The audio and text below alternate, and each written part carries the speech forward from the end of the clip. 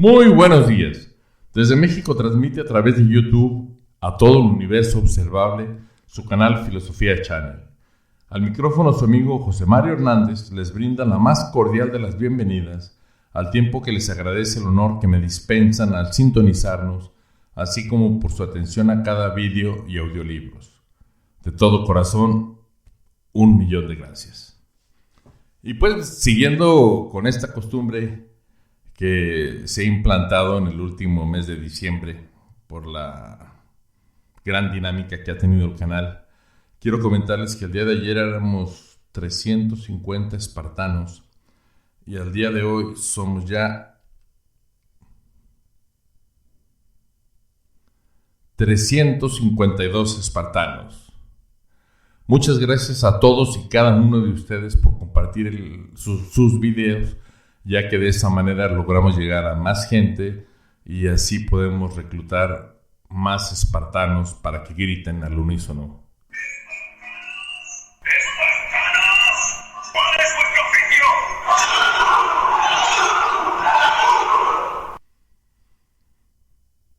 Y pues bien, no quiero dejar pasar esta ocasión para nuevamente felicitar a Luis Rodríguez, descifrando el concepto La banalidad del mal de Hannah Arendt. En su obra Eichmann en Jerusalén, Arendt habla de la banalidad del mal, para referirse a la ambigüedad del concepto de maldad, por el que algunas personas pueden ser manipuladas por conceptos frívolos de lo bueno y de lo malo. Banalidad que no minimiza la crueldad de sus efectos. Lo que Arendt persigue es demostrar el sentido banal que adquiere el mal cuando no se es capaz de juzgar las acciones propias y ajenas.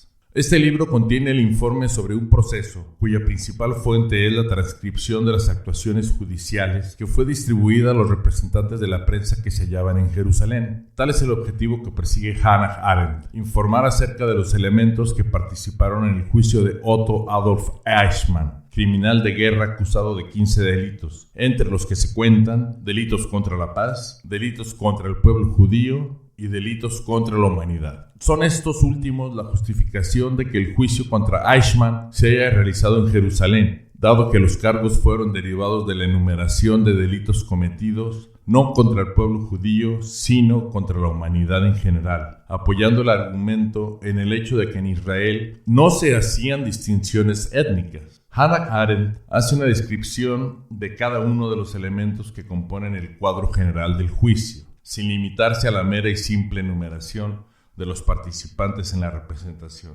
Ante todo, la alusión de Arendt a datos estadísticos acerca del número de víctimas y el número de trenes y viajes que se realizaron durante el Holocausto no deja de llamar la atención, puesto que a fin de cuentas tales remisiones no tuvieron que ver propiamente en el juicio, y las alusiones hechas por los magistrados tenían que ver con que Eichmann había sido el único responsable de lo sucedido. El juicio no era un asunto que tuviera que contemplar necesariamente lo ocurrido de lo que se trataba. Era de juzgar a Eichmann por los delitos cometidos y nada más. Y aquí está sentado el monstruo responsable de todo lo ocurrido, mencionó Gideon Hausner, fiscal general del gobierno israelí.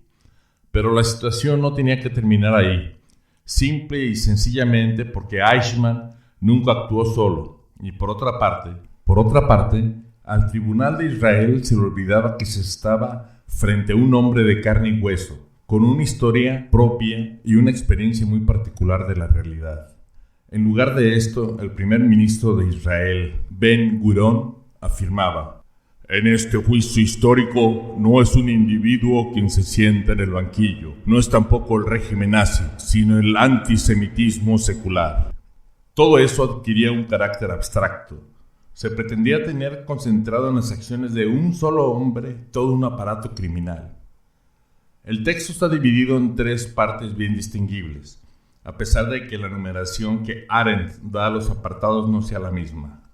A saber, en una primera parte, Arendt da cuenta de las circunstancias del juicio, la posición de los participantes, las condiciones idiomáticas en las que se desarrollaron las declaraciones, tanto del acusado como de los testigos, así como de las intenciones de los magistrados, en particular la de Hausner, quien según Hannah Arendt era el portador de Ben Gurión, que en buena medida propiciaron las irregularidades que hubieron en el juicio. En primer lugar, es de llamar la atención que el tribunal estaba compuesto únicamente por magistrados israelíes, a pesar de que el mayor cargo que se le atribuía a Eichmann era el de delitos contra la humanidad, razón por la que era necesario un tribunal internacional. Además, el público estaba también formado por los vencidos, es decir, por los sobrevivientes del genocidio.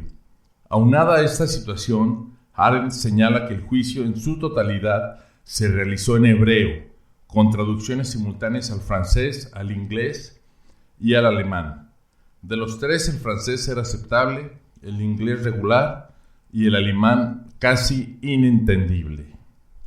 Por otra parte, el hecho de que en varias ocasiones los magistrados permitieran a la acusación pública ser entrevistada en conferencia de prensa suponía que el curso del juicio no era completamente imparcial, tal como se había propuesto inicialmente.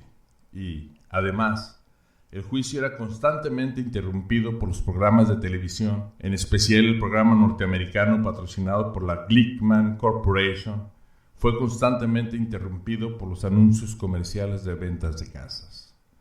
En este mismo punto, Arendt da las características del acusado, quien desde el principio se declara inocente, en el sentido que se formula la acusación y se remite a la biografía redactada por el mismo Eichmann.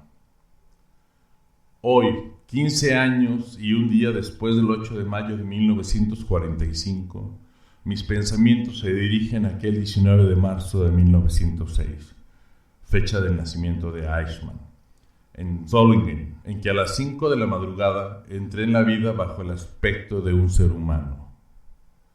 Eichmann reconocía su finitud en el sentido de que asumía su existencia ligada a un movimiento universal. Eichmann no era cristiano y se negó a declarar bajo juramento, al que la vida humana está sujeta, y por otra parte, se escucha nuevamente la voz de Eichmann, ahora durante el juicio. Ninguna relación tuve con la matanza de judíos.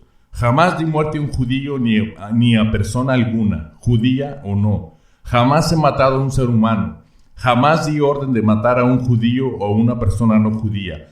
Lo niego rotundamente. Sencillamente no tuve que hacerlo. Aunque ya antes había declarado que era capaz de matar a su propio padre si así se lo hubieran ordenado, Eichmann no solo aceptaba su finitud, sino además ni siquiera era consciente de lo que hacía. Ante todo, era un ciudadano fiel cumplidor de las leyes, y para dejar constancia de su inculpabilidad, afirmó desde el inicio del juicio que de buena gana me ahorcaría con mis propias manos en público para dar ejemplo a todos los antisemitas del mundo. El testimonio de Eichmann, indudablemente, daba cuenta del estado que vivían los nazis. Desconocía las consecuencias de lo que estaba sucediendo y se percataban de la imposibilidad de desobedecer órdenes, que bien a bien no sabían de dónde provenían, pues Eichmann no sintió nunca cargos de conciencia y siempre ocupó el cargo de subalterno. Fue teniente coronel de la subsección B4, cuyo jefe inmediato era Ernst Kaltenbrunner, jefe de la Oficina Central de Seguridad del Reich. Eichmann simplemente experimentó como si el partido me hubiera absorbido en su seno, sin que yo lo pretendiera, sin que tomara la oportuna decisión. Ocurrió súbita y rápidamente.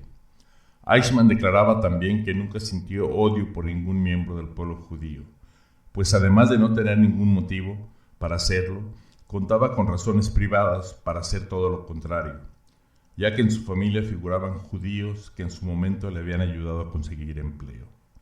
En ese sentido, Arendt cita la forma en que Eichmann fue ascendido de cabo a teniente coronel, que es el grado más alto adquirido por el acusado en las SS, ascenso que le costó integrarse al grupo de los alemanes dedicados a los asuntos judíos, es decir, a recuperar e instaurar bibliotecas en las que se almacenaba toda la información posible acerca de los enemigos.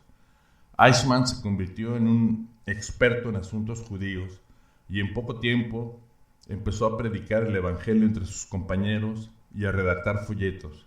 situación que lo llevó a aprender hebreo y a leer más o menos bien el Yiddish, que es un viejo dialecto alemán escrito en caracteres hebreos.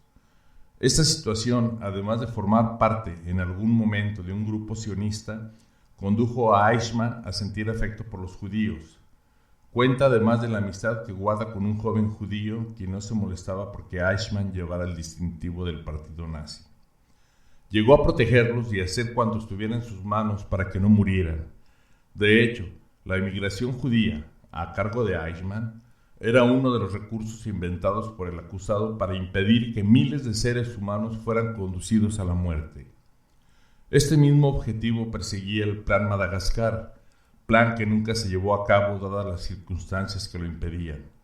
Necesidad de muchos barcos en los que transportar a los judíos, así como la presencia de la navegación británica en el Mediterráneo, etc. Eichmann en varias ocasiones también abogó porque se llevara algunos judíos al campo de Dresden, que era un campo destinado a los judíos destacados como intelectuales y grandes comerciantes, y preguntaba a sus superiores: ¿estaría bien así, señor Storfer? Después de comentar con aquellos que solicitaban su ayuda: mire, en realidad no puedo ayudarle, porque según las órdenes del Reichsführer, nadie puede salir. Yo no puedo sacarlo. Esos son datos que de ninguna manera pueden ser agradables a quienes consideran todavía que el Holocausto constituye un acto de seres perversos, anormales, fanáticos y dementes odiadores de judíos, incluidos por la ideología de la pureza de la raza aria. Y resulta escandaloso el hecho de que sea una mujer judía quien haga esas afirmaciones, más aún que para ponerse de parte del acusado cuando fue su pueblo quien resultó víctima del genocidio más terrible del siglo XX. Arendt no se conforma con hacer este tipo de preguntas acerca de las formas de actuar del acusado. Va más allá al punto de afirmar en el post-scriptum, agregado a la segunda edición del texto, que Eichmann no era malo ni estúpido, únicamente la pura y simple irreflexión, que en modo alguno podemos equiparar con la estupidez. Fue lo que predispuso a convertirse en el mayor criminal de su tiempo. De ahí el subtítulo del libro, Un estudio sobre la banalidad del mal. Por otra parte, contra la afirmación del doctor Servatius, abogado defensor de Eichmann, de lo que su defendido estaba haciendo era obedecer órdenes cuyas acciones, si tenían un buen resultado, merecían condecoraciones, pero por otra parte, merecería la horca si fracasaba. Arendt observa que no, Eichmann no corrió peligro de muerte inmediata, y como sea, que siempre aseguraba con gran orgullo que siempre había cumplido con su deber, que siempre había cumplido las órdenes tal cual su juramento exigía, siempre había hecho, como es lógico, cuanto estuvo en sus manos para agravar, en vez de aminorar, las consecuencias del delito. La segunda línea de exposición de la autora constituye un minucioso recorrido por las características adquiridas por el antisemitismo más allá de Alemania, y así como las maneras de reaccionar tanto del pueblo judío como de los habitantes nacidos en los diferentes países.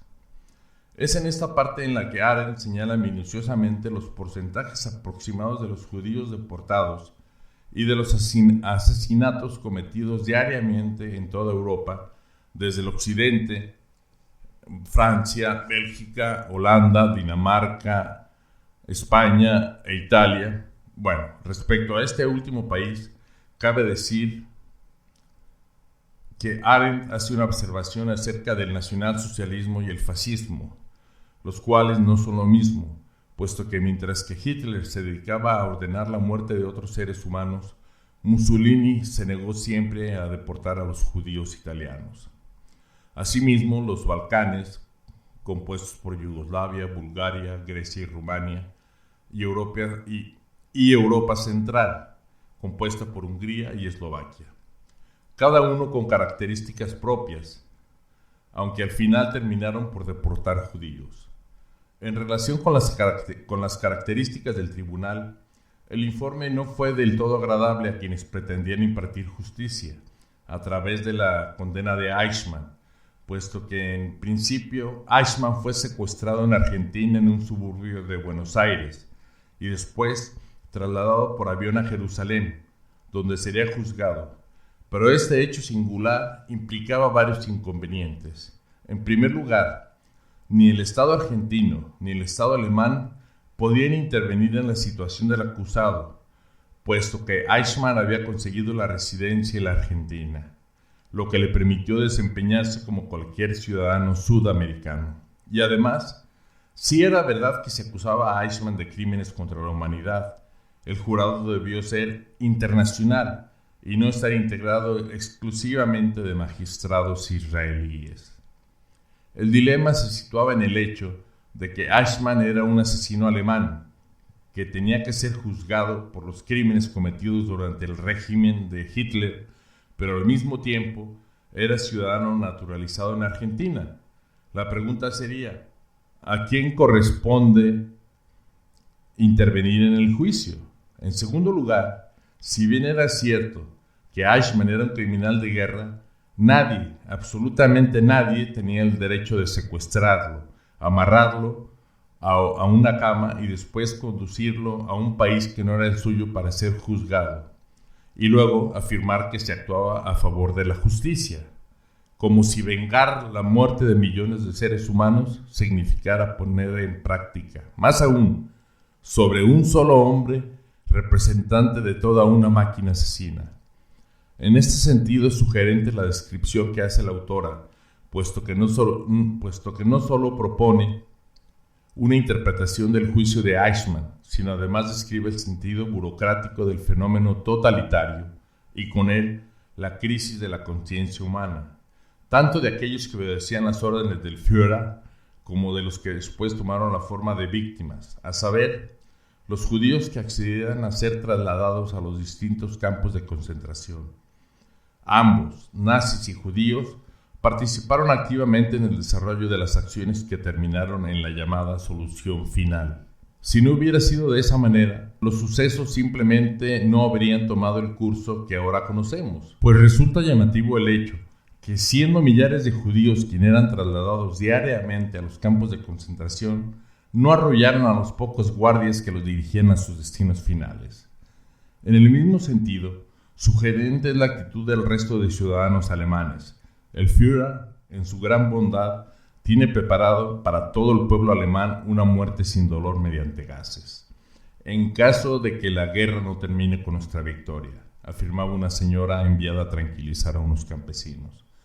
Sugerente y sorprendente al mismo tiempo esta actitud, y poner en duda las afirmaciones y clichés bajo los que operaba todo el régimen totalitario, síntoma del estado de enajenación que caracteriza a las masas, clichés de que el mismo Eichmann no pudo desprenderse mientras se dirigía a su propio entierro.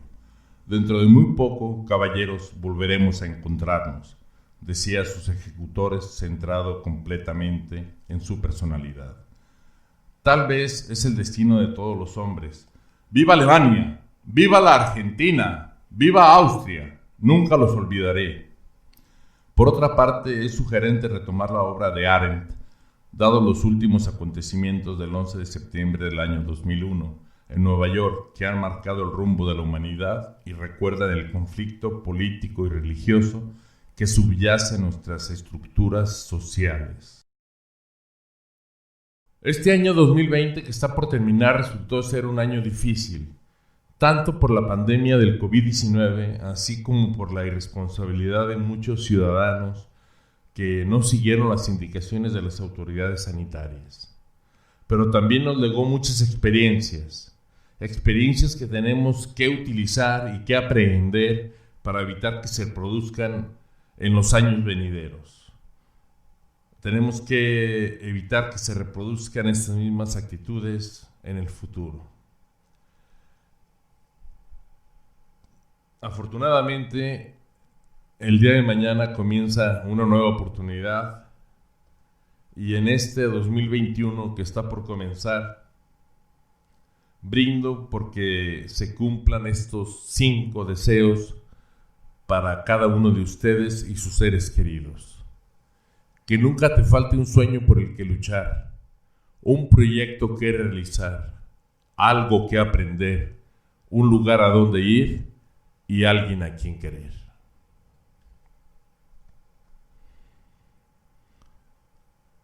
Como siempre, bueno, llegamos al final.